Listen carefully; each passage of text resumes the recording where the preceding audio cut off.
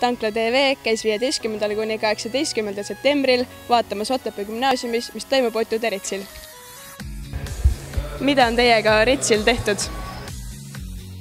No kõigepealt alati, mis on tehtud, on nägu väga palju sõitud, nagu ka praegu näha on.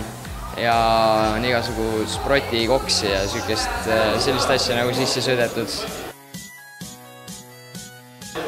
Üpris palju on ka marki maha tehtud täiega, et viidi siis silmad kinni klassi ja see oli väga jube. Mis te klassidest tegema pidite? Tantsima ja laulma.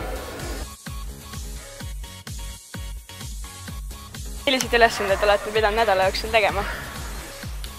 Jahu määriti pähe, pidime hambaid pesema, hambapasta ja mädargastustelise. Kõik kaasa võtma pesukausi koolikoti asemel. Tüdrukutel ei tohtinud olla make-upi ja pidid olema pipipatsid. Need, kes seda reeglit eirasid esimesel päeval, siis pidid sööma putru.